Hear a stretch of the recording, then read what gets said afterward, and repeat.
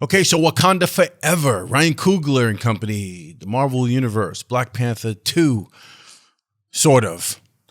Saw the film.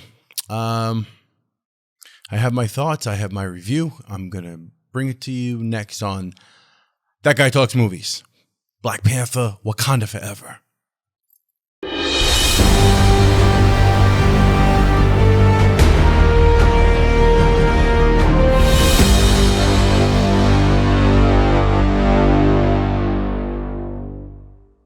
Hey, welcome to That Guy Talks Movies. I'm that guy talking movies. And on this episode, we're going to talk about Wakanda Forever. But before we get into that, if you haven't subscribed to this channel and you're new here, go ahead and hit that subscribe button along with the notification bell so you know when I put up new content. You know, if you're into talking about movies and streaming content and collecting movies, 4K, physical media, and all that, whatever, all right? Go ahead and hit the subscribe button. For those of you who have already subscribed to my channel, who continue to watch me, continue to support me, continue to show me love and leave comments, truly appreciate you. Thank you for being here. Let's get into it. All right, Wakanda Forever. So I want to preface the entire review here. I actually got back from maybe seeing it like 45 minutes ago. So no notes, really nothing. It's all off the top of my head. It's also a spoiler-free review. I probably will do another review where I will talk with spoilers in it. That way I can get into more detail about certain elements of the film that really just rubbed me the wrong way and things that I felt were just completely shoddy. And there's a lot of things. So this is a spoiler-free review. This is really quick. This is just my general opinion after the first time seeing it. Right off the bat, you have to understand, I'm not going to be so emotional about this because, and let me tell you why. It's not because I'm not emotional about the obvious loss of Chadwick Boseman, Brother Boseman, and the killing off the T'Challa character, which we all know, in my opinion, I did a video on it, and there's plenty you can find, the fact they should have recast T'Challa. I think we're past that now. I don't think anyone's less enthused about that campaign and that they should have, and that we're not disturbed by it. But let's just we're kind of where we are right now, right? So I'm not going to harp on that.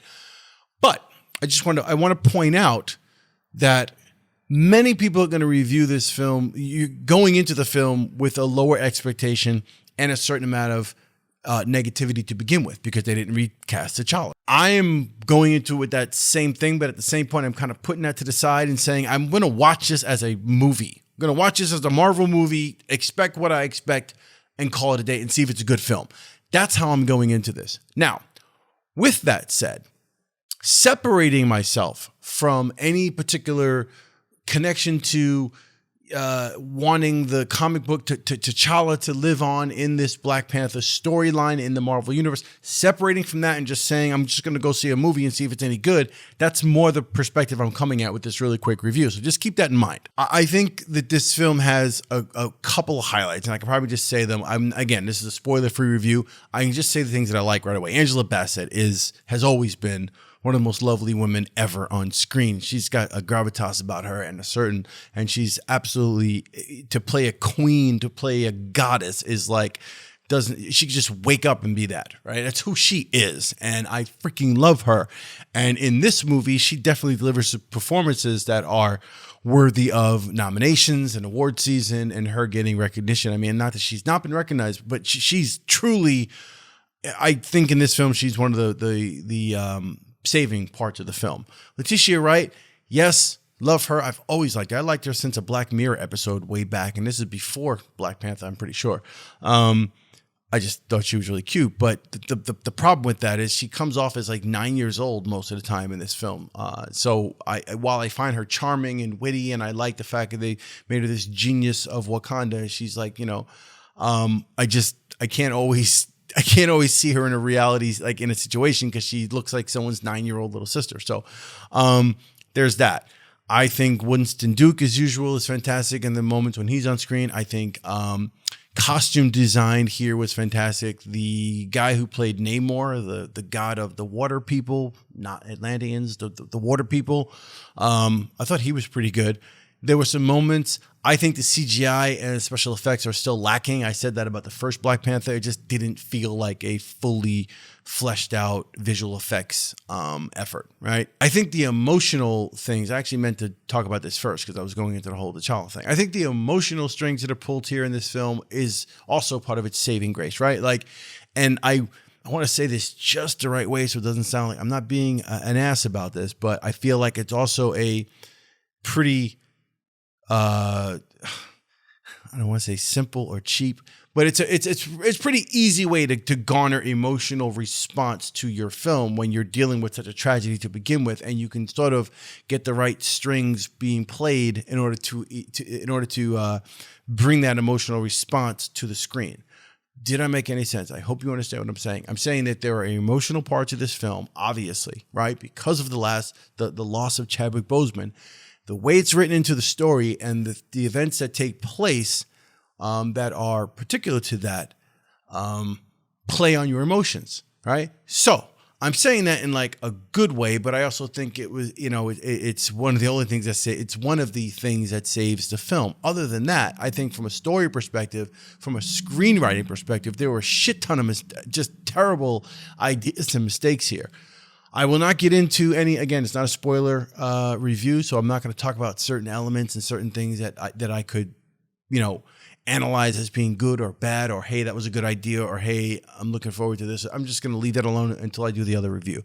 This review is me talking about this film as a movie set in an MCU and how it fared as a film overall, from a standpoint of me watching it, being engaged in it, in its characters, the storyline, the way it was put together, the pacing of it, the editing, the action, the high, the low points.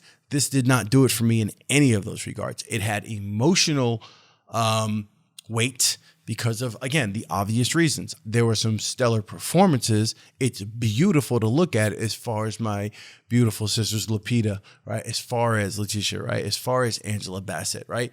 There's some beauty, the costume design here in Wakanda. There's a lot of, good stuff there.